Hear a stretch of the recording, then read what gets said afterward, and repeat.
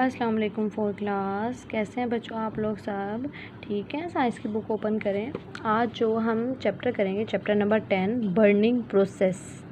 Burning process यानी कि जलने का अमल। ठीक है, हमारा चैप्टर नंबर 10 ये हमारा टॉपिक है आज का बर्निंग प्रोसेस। इसके आज हमने करने हैं 4 क्वेश्चन। पहला क्वेश्चन देखते हैं, question number 1, write down the similarities यानी कि सिमिलरिटीज़ कहते हैं सिमिलरिटीज़ यानी कि मिलती जुलती of burning and breathing processes. ठीक है, वो कह रहे हैं राइट डाउन द सिमिलरिटीज़, वो चीज़ें यानी कि इनके दरमियान मिलती हुई चीज़ों के बारे में वो बात हो रही है। बर्निंग यानी जलने के अमल में एंड ब्रीथिंग सांस लेने का जो अमल है उनके दरमियान क्या क्या चीज़ें जो हैं वो मिलती हैं, वो आपने लिखनी है। इसका आंसर देख लेते हैं। इसका आंसर जो है वो आपकी बुक के पेज नंबर 59 पे है। ठीक है बच्चों, 59 पे यहाँ से स्टार्ट हो रहा है। Burning and breathing process have some similarities यानी कि जलने के अमल में एंड सांस लेने का जो अमल है उनमें कुछ चीज़ ऐसी हैं जो कि मिलती जुलती हैं।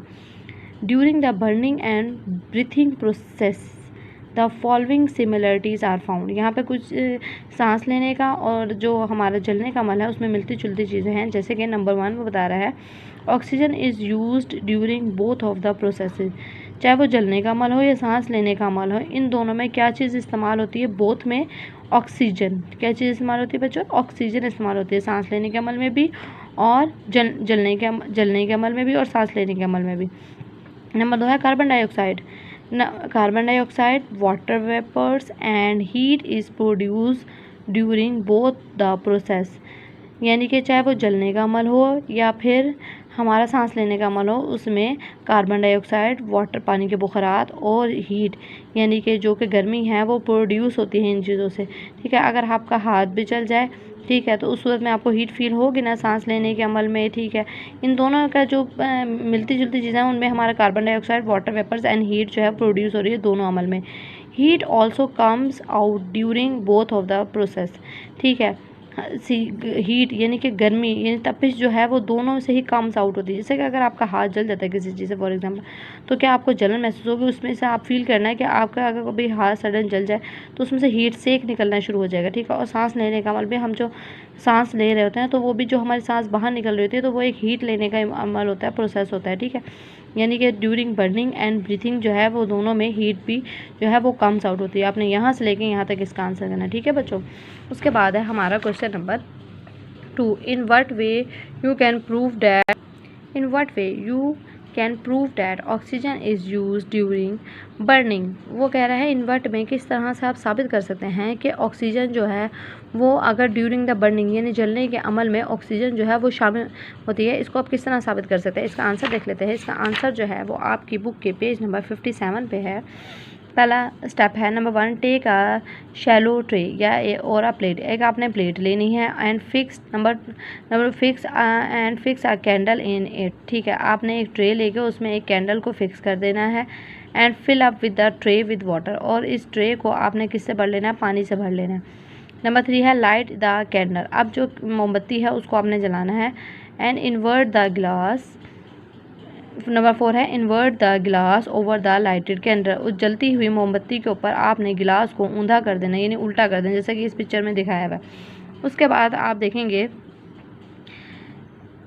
ऑब्जर्वेशन उसके बाद हम ऑब्जर्व करते हैं the candle flame extinguishes after a short time. कुछ टाइम के बाद जो मोमबत्ती की जो लो है वो क्या हो जाएगी? बुझ जाएगी। ठीक है, the water level rises in the glass. पानी का जो दर्जा है वो ग्लास में बढ़ जाएगा। This show that the oxygen of the air under the glass is consume during the burning. ये हमें ये दिखा रहा है कि ऑक्सीजन जो है वो एयर अंडर द ग्लास यानी कि हवा जो है वो ग्लास के अंदर है और यही कंज्यूम ड्यूरिंग द बर्निंग। और उसी ने ही जो हवा ग्लास के अंदर यानी कि इसमें हवा मौजूद थी, इस वजह से जो कैंडल थी वो बुझ गई है। ठीक है, यानी कि जलने का अमल था वो बंद हो गया है। The empty space of the oxygen is covered by the water.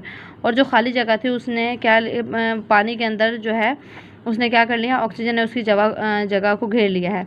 इसका रिजल्ट यही है कि oxygen is use during the burning यानी कि जलने के अमल के दौरान भी ऑक्सीजन जो है वो इस्तेमाल होती है। ठीक है, आपने यहाँ से लेके यहाँ तक क्वेश्चन नंबर 2 का आंसर करना है।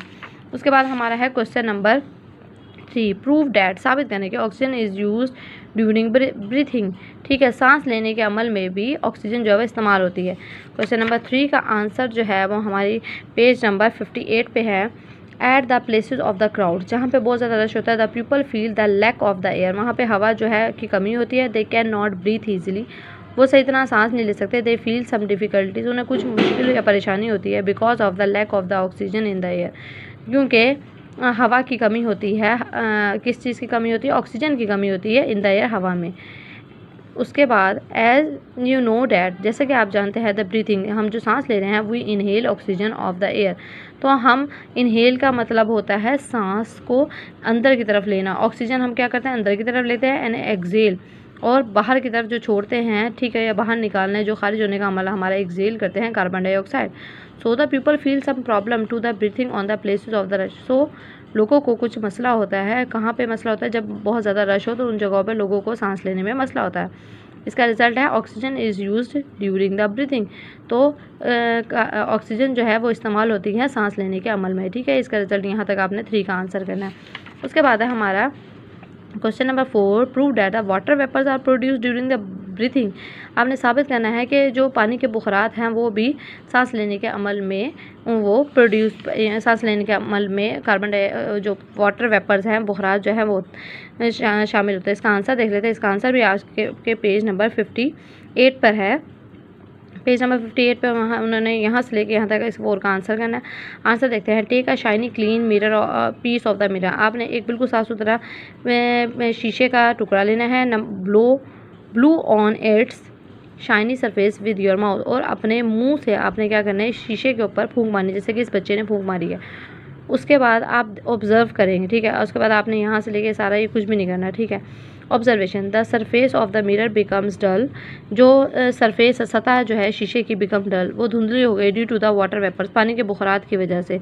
We can feel the water vapours by moving the fingers acrossing the surface of the mirror. ठीक है, उसके बाद वो कह रहा है वी कैन फील, हम महसूस कर सकते हैं कि पानी के जो बुखरात है वो, अगर हम पानी के उन भाप को जो है या बुखरात को अगर इस तरह से फिंगर से करें अक्रॉस द सरफेस, सतह शीशे की सतह पर करें, तो फिर हम वो क्या है? पानी के, जैसे ये देखें, इस बच्चे ने शीशे की सतह पे अपने हाथ से फिंगर से किया, तो इसको यहाँ पे ये बुखरात नज़र आना है, वाटर वेपर्स आ रहा है। This means water vapours are produce during the breathing. ये वजह है कि सांस लेने के अमल में भी जो है वो पानी के बुखरात बनता है। इसका रिजल्ट है water vapours are produce during the breathing, यानी पानी के बुखरात जो है वो प्रोड्यूस होते हैं, पैदा होते हैं ड्यूरिंग द ब्रीथिंग, सांस लेने में।